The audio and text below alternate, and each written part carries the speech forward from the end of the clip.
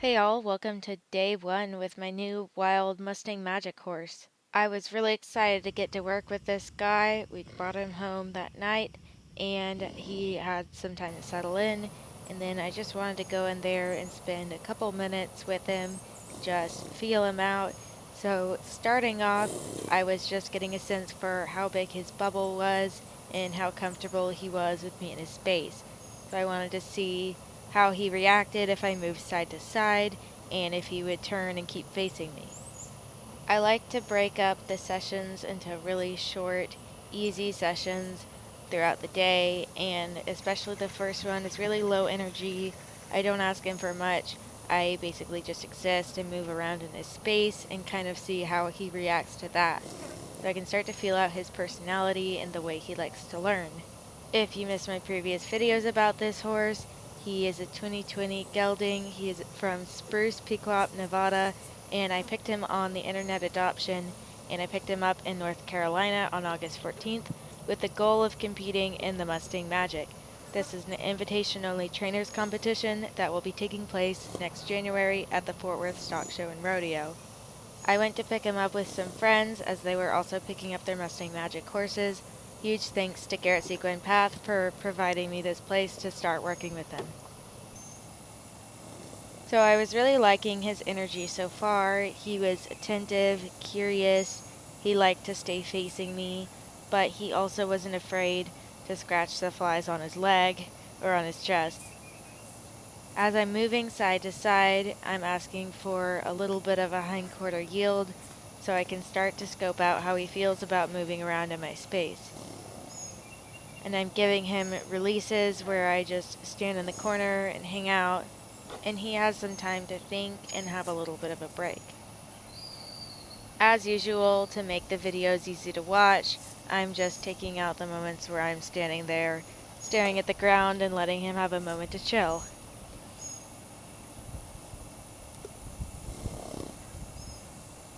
These breaks usually are around 30 seconds to a minute. It depends on what I've just been doing, what he's just done, and how I think the energy is in the pen.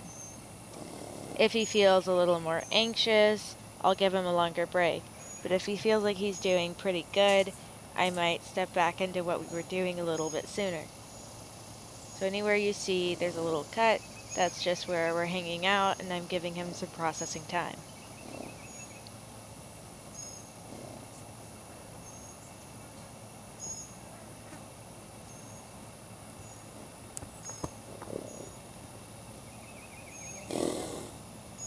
He was a little bit more worried about me being in his left eye, which is not super typical of Mustangs. They tend to have one side that they are a little more confident on. You can see I was playing around a little bit with the camera angles, and typically they're more comfortable with you in the left eye as they tend to see humans more frequently in the left eye, but in this horse's case, he was a lot happier with me in his right eye. So I'm just patting my leg to ask him to move as I start to build up that communication and that body language between us.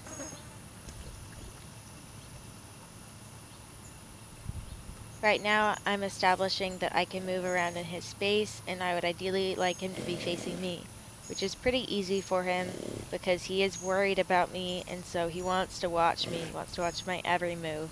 And so I'm working on that communication and that body control that we're going to need when I start to lead him around.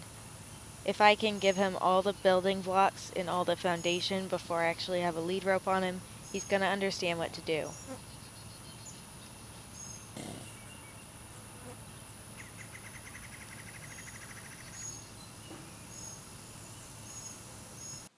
So I'm just going to speed up where I was inspecting his manure. It's always good to check and see what it looks like to make sure your horse is healthy, especially when they've just had a long trailer ride.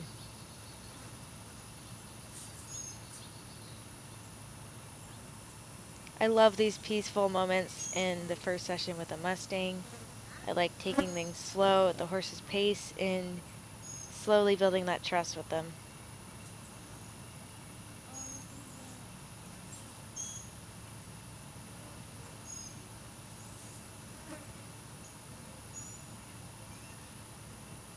I left that in there because I was still in his space enough for me to be a noticeable source of pressure.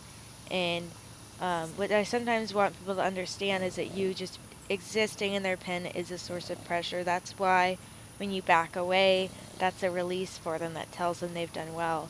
So I was standing there on the fence, watching him acknowledge me and waiting for a little bit of a subtle shift in expression. When I noticed what I was hoping for, I backed away and relieved that pressure.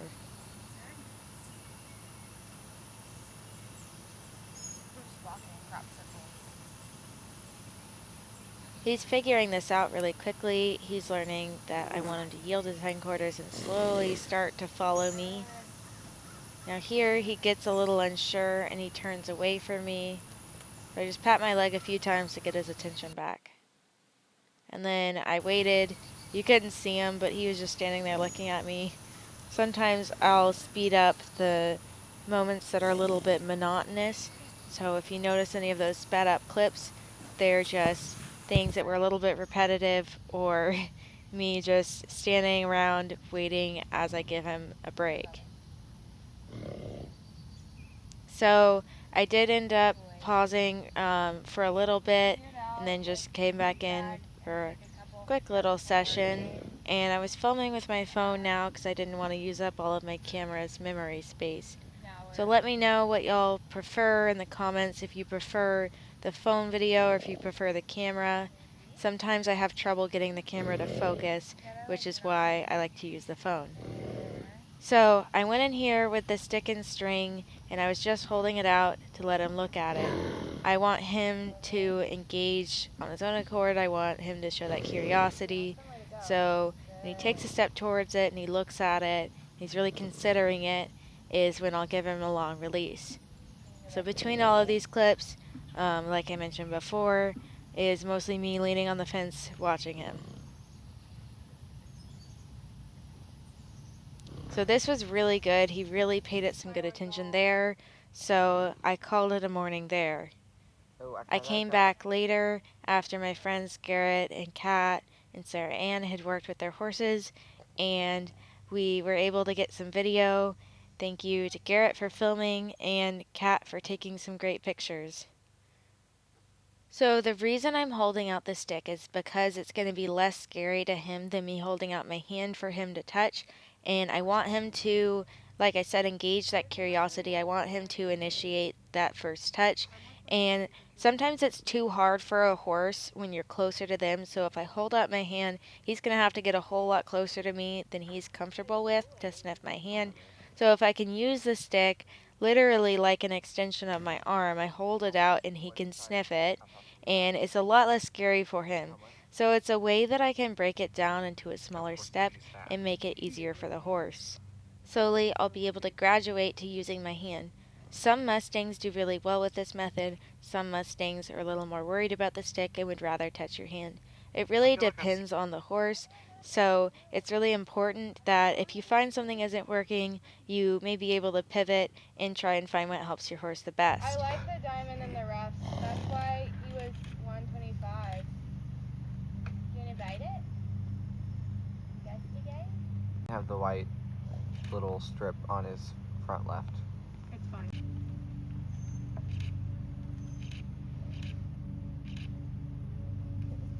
Pick them apart so you don't like him anymore. No, I think he's just a little meaty.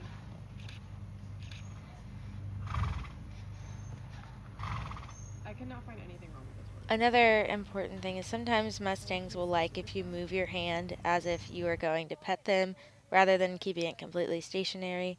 He seemed to be a little bit more nervous about this, so I soon moved to holding my hand stationary while I was letting him see it and decide if he wanted to sniff it. You're gonna get the boot. Oh my god. It was a long boot. And he was a good boy, initiating that first touch. Always a special and monumental moment for a new Mustang, and so I've decided to announce his name. I've named him Frodo, after the Lord of the Rings, of course. I just think it's a perfect name that suits him very well. You are a hobbit.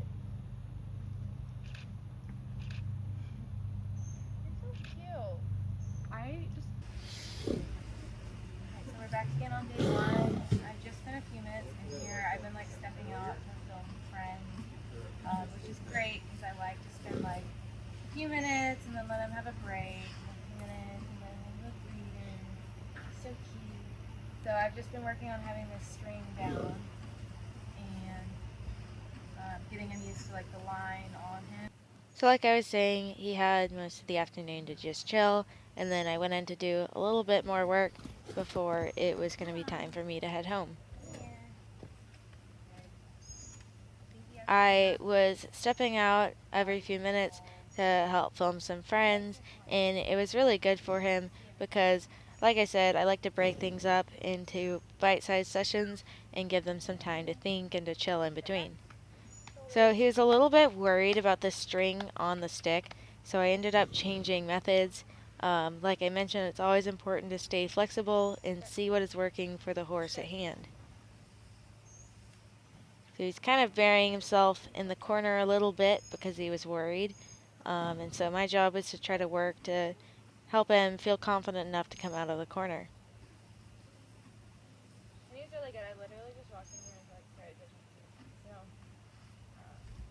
So the reason I'll start putting the string over his neck and over his face is so he starts to get more used to the feeling of ropes on his face. Of course, he's got a halter on, and next he'll be ready for the lead rope. I've touched on this in previous videos, but I'm going to be moving to Texas in September, and I'm going to be taking this guy with me. So I need to make sure he's ready for the trailer drive to Texas and make sure he's going to be confident enough to load on the trailer and feel safe with me in a new place. So I decided to change tactics, and I spent a bit of time working on touching his face, and this helped him feel more confident again.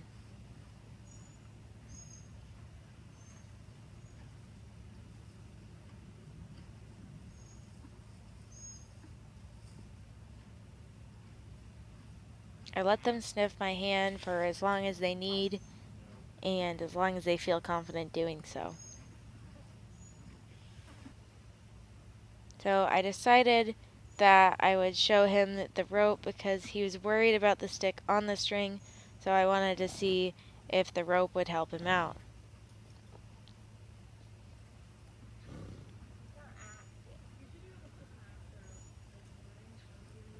Just showing him the swinging motion of the rope before it starts to swing over him.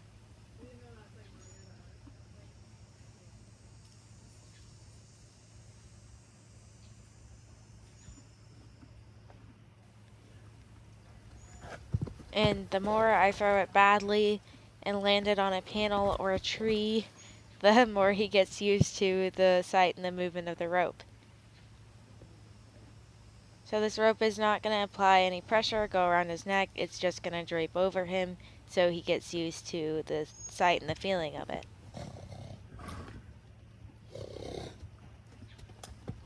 Once again, speeding up the monotony of me organizing my rope. That tree branch totally grabbed that from you. Yeah. I saw it like grow out and touch it. Yep. My aim is amazing.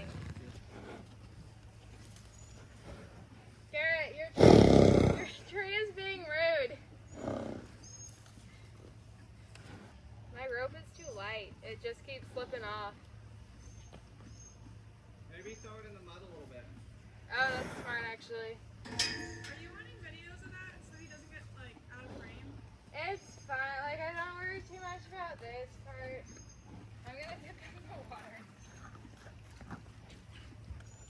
Y'all feel free to let me know in the comments if you prefer having the repetitive parts sped up, or if you'd rather me make cuts, or if you'd rather watch a really long video. I just don't know what length of video people are the most interested in watching. I tend to try to stick under 20-25 minute mark, so let me know what you think, and I'm happy to hear your feedback. So my phone fell down here. That can be one struggle with trying to film yourself. But thankfully, Kat picked up my phone before it got stepped on, and she started filming. Huge thanks to Kat for filming, and it was super helpful because she was able to just film when I was actually doing things instead of, giving my horse a release. So it makes my job easier when I'm editing the videos. I'll like creep my hand up the rope to clip the thing on. Okay. But that way he like knows the thing on his face. Right. So So then he's like, not weird out. And I'll do a little fake leading, like a little body control. Just be like, okay, that way. Or like, I kind of teach leading with like lunging. So I'll do like, okay, Yeah. build your shoulders, go the other way, and then like, So this is just another step I've found to make it a little easier for the horses so they understand and they know the sight of a line attached to them. Sometimes I can scare them in the beginning. He didn't seem super worried this is about like it, 50. but it's a way I can make it a little bit easier for him. And he was really good. I showed him the clip and let him sniff it, and I was just waiting for when he felt ready for me to reach my hand under his chin.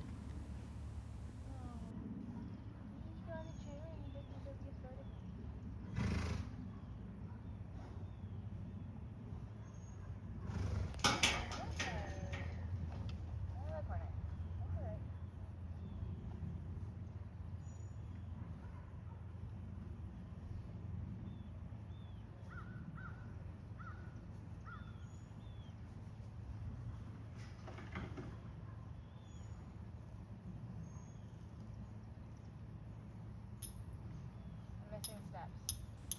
I had forgotten to prepare him for the clip sound, which is definitely a step you don't want to forget, so I made sure he was okay with that sound and he didn't seem too bothered by it.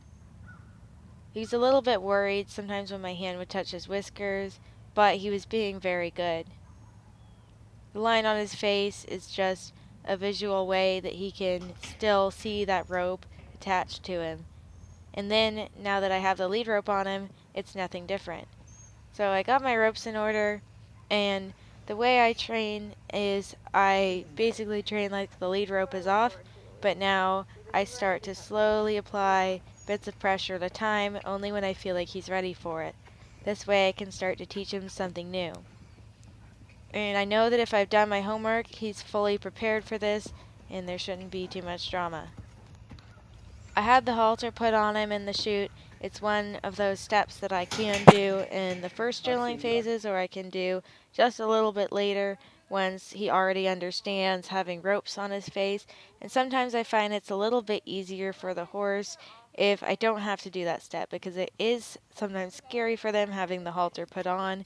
And so if I can get him to where, I get that first touch without needing the halter, without using a rope, and then once I have the lead rope on, like I said, I basically train like it's off, but I just slowly start to incorporate those little bits of pressure. So he was really good there.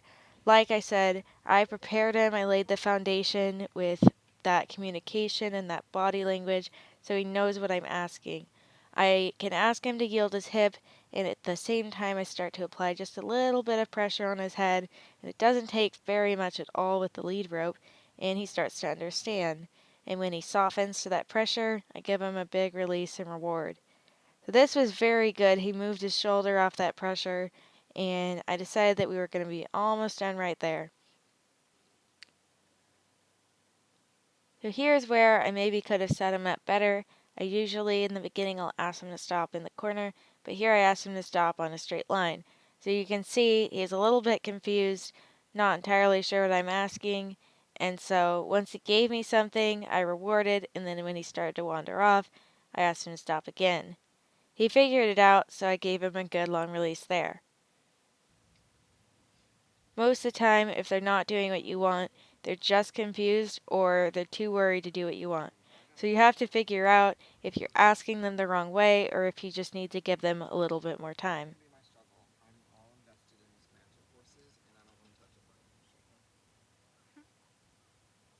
So he's being really good, and I kept the pressure on maybe a touch too long. And so this is where you'd never want to get into that pulling match with the Mustang, so I'm moving side to side. If I were to just stand there and pull, he can lean on that lead rope all day long. At the end of the day, he's stronger than me, and so he just was getting a little bit confused here, which is not his fault. That's one of those things where if I had just a touch better application of pressure there, we might have prevented that moment of confusion. But he was still being really good, and he was making lots of progress.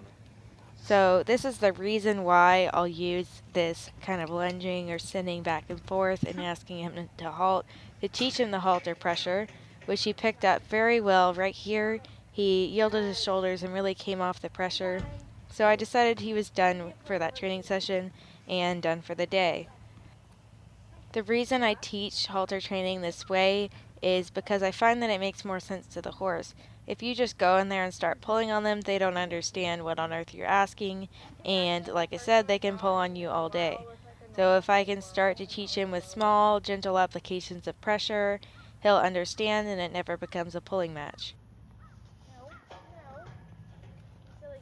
He was a little bit worried about my hand coming back into his space, and I was just trying to tell him all I wanted to do was take the lead rope off so he could be done.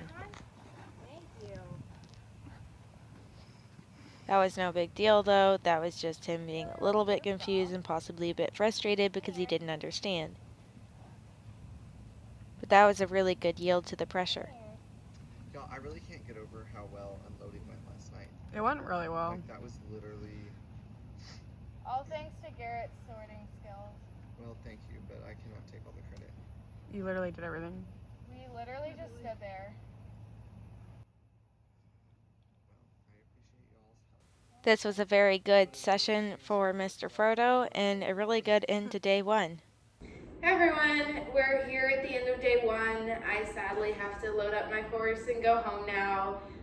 It was a really fun time. Thank you so much to everyone in this room for all of their parts in this, and especially Garrett for coordinating and making this happen.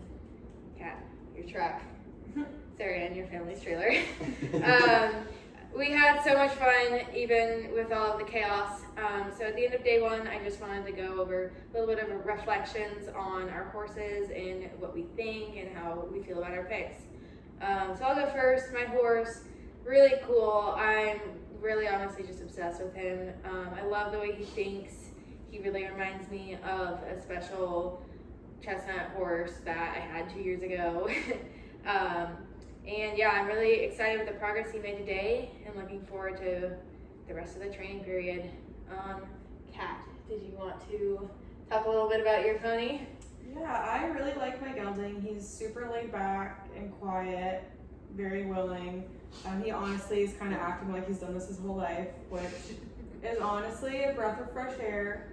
Mm-hmm. I think I'm going to have a lot of fun with him, and he's going to bring a lot of positive things in my life. So I'm looking forward to it. I had a good day with him today. Awesome. What do you think about your horse, Sarah Ann? Which was almost like technically day 2 for you. Yeah, basically. I really like my little filly. She's super sweet. She's picking up things pretty good. I don't really have anything bad to say about her, but I'm super excited to see where we go. Awesome. Garrett? Cool. So I picked up 2 horses, and we'll start with my little roan gelding. Yesterday we kind of came in thinking, you might not make the cut, but he really made a pretty phenomenal transformation today in our first session. Really well. I was able to get him to kind of yield behind in and look up at me, and then our second session was a little bit more hectic. Kind of tested the fence for a second, but then again he ended phenomenal with some touching with the pool noodle, so that was good. And then my bay mare, she came home and surprised everybody. We thought she was going to be the rock star, and our first session was a little bit ugly, not going to lie. There was some double barrel kicking and some attitude problems, but we kind of just worked through that and helped redirect her brain and her mindset through it. And when I went in for my second session with her, it was like a whole new horse. Somebody could have switched out horses at lunch, honestly, because it was phenomenal. I was getting touches with the pool noodle and getting her some forward movement, yielding the hind end. Like, she caught up to that roan. Like, they're Really about fast. neck and neck again. So. Yeah. Every time I looked over, I was like, wow, it's so peaceful over there. Yeah. Yeah. All right. Well, thank y'all so much for joining along with our fun day 1 journey with our Mustangs. And make sure to follow Seizing Mustangs, Garrett's Equine Path, Grace Rain's Horsemanship, and follow everyone's Mustang Magic Journeys. Bye. Bye. Good All done. Frodo was super to load up and go home to Florida. He was really good for the drive home, didn't make a peep in the trailer, and he was perfect to unload. I had to open my trailer door from the other side, and then I just had Elisa film while she held the door open. Out of the way, of course, she was behind the panel so she wouldn't get crushed by the unloading wild horse. Well, thank y'all so much for watching, and I'm really excited to share more of Frodo's journey. Definitely let me know what y'all think of the video in the comments below, and stay tuned for the next one. Thunderstorming, and literally I unloaded him, and then I had to deal with that. So yay!